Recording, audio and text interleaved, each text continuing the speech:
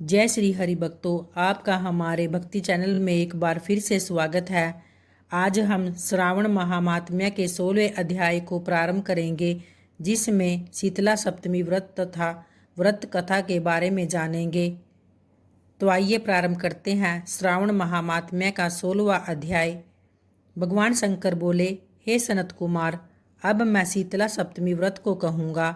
श्रावण मास के शुक्ल पक्ष की सप्तमी तिथि को यह व्रत करना चाहिए। सबसे पहले दीवार पर एक वापी का आकार बनाकर अशरीरी संज्ञक दिव्य रूप वाले 7 जल देवताओं, 2 बालकों से युक्त पुरुष संज्ञक नारी, एक घोड़ा तथा एक वृषभ नरवाहन सहित एक पालकी भी उस पर बना दे। इसके बाद 16 उपचारों से 7 जल देवताओं की पूजा होनी चाहिए। इस व्रत के साधन में ककड़ी और दधी ओदन का नैवेद्य अर्पित करे। उसके बाद नैवेद्य पदार्थों में ब्राह्मणों को वाइन देना चाहिए। इस प्रकार 7 वर्ष तक इस व्रत को करने के बाद उसका उद्यापन अवश्य करे। इस व्रत में प्रत्येक वर्ष 7 सुवासिनियों को भोजन कराना चाहिए। जल देवताओं की प्रतिमाएं एक सुवर्ण पात्र में रखकर बालकों सहित एक दिन पहले सायंकाल में भक्तिपूर्वक उनकी पूजा जरूर करें। प्रातःकाल पहले ग्रह होम करके देवताओं के निमित्त चरु से होम कराना चाहिए। जिसने पहले इस व्रत को किया है और जो उसे फल प्राप्त हुआ है, उसे आप सुने। एक बार की बात है, सौराष्ट्र देश में शोभन नामक एक नगर था। उसमें सभी धर्मों के प्रति निष्ठा रखने वाला एक साहूकार रहता था।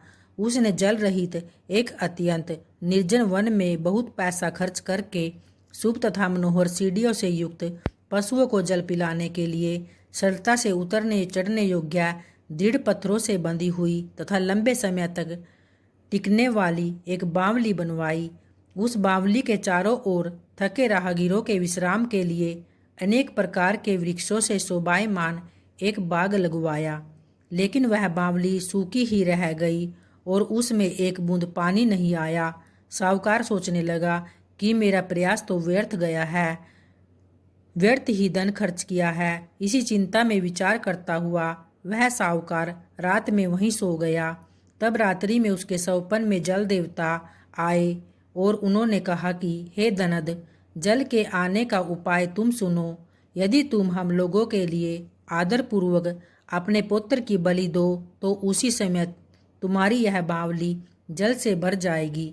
यह सपना देखकर साहूकार ने सुबह अपने पुत्र को बताया। उसके पुत्र का नाम द्रविण था और वह भी धर्म कर्म में आस्था रखने वाला था। वह कहने लगा, आप मुझ जैसे पुत्र के पिता हैं। यह धर्म का कार्य है, इसमें आपको ज़्यादा विचार ही नहीं करना चाहिए। यह धर्म ही है जो स्थिर रहेगा और पुत्र आदि सब नश्वर हैं। अल्प मूल्य से महान वस्तु प्राप्त हो रही है, अतः यह क्रय अति दुर्लभ है। इसमें लाभ ही लाभ है। सितांशु और चंडासु ये मेरे 2 पुत्र हैं। इनमें सितांशु नामक जो ज्येष्ठ पुत्र है, उसकी बलि बिना कुछ विचार किए आप दे दे।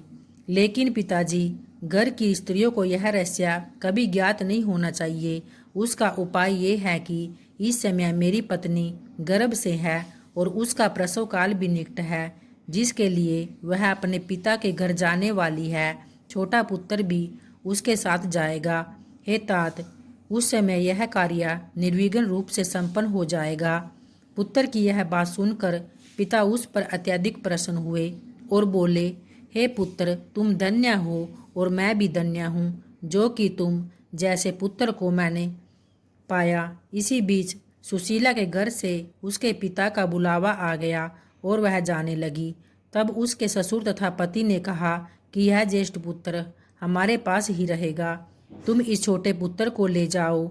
इस पर उसने ऐसा ही किया। उसके चले जाने के बाद पिता पुत्र ने उस बालक के शरीर में तेल का लेप किया और अच्छी प्रकार से स्नान कराकर सुंदर वस्त्र व आभूषणों से अलंकृत करके पूर्वाषाढ़ा तथा सतबीसा नक्षत्र में उसे प्रसन्नतापूर्वक बावली के तट पर खड़ा किया और कहा कि बावली के जल देवता, इस बालक के बलिदान को आप ग्रहण करें। उसी समय वह बावली अमृत तुल्य जल से भर गई। वे दोनों पिता पुत्र शोक व हर्ष से युक्त होकर घर की ओर चले गए। तब सुशीला ने अपने घर में तीसरे पुत्र को जन्म दिया और 3 महीने बाद अपने घर जाने को निकल पड़ी। मार्ग में आते समय वह बावली के पास पहुंची और उस बावली को जल से भरा हुआ देखा तो वह बहुत ही आश्चर्य में पड़ गई। उसने उस बावली में स्नान किया और कहने लगी कि मेरे ससुर का परिश्रम व धन का व्यय सफल हुआ।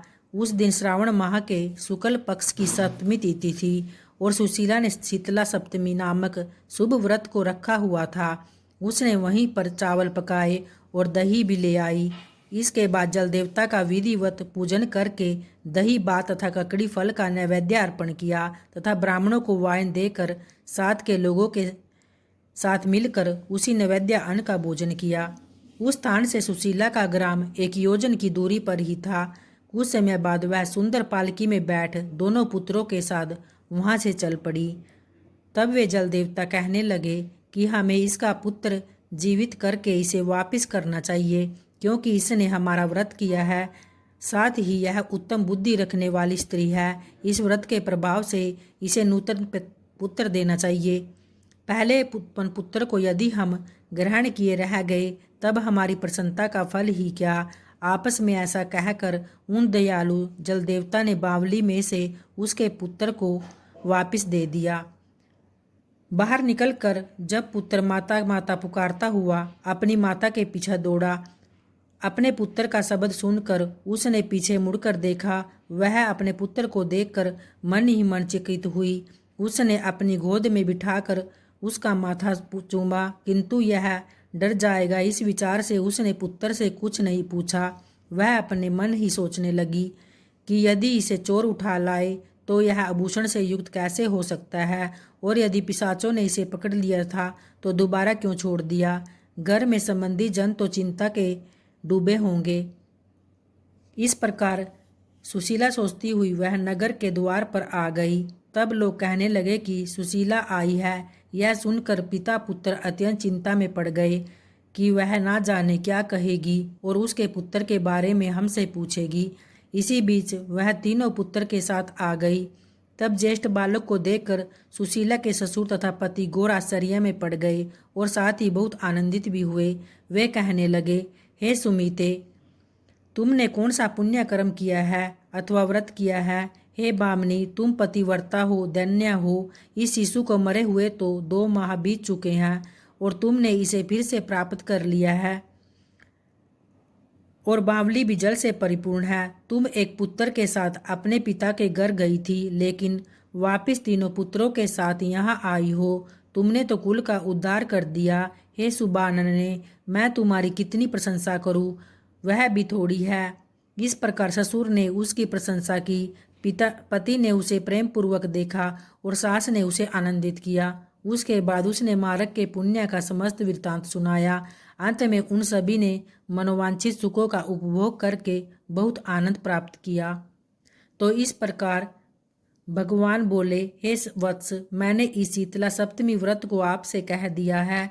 इस व्रत में दधि, ओदन, शीतल ककड़ी का फल, शीतल और बावली का जल भी शीतल होता है तथा इसके देवता भी शीतल होते हैं।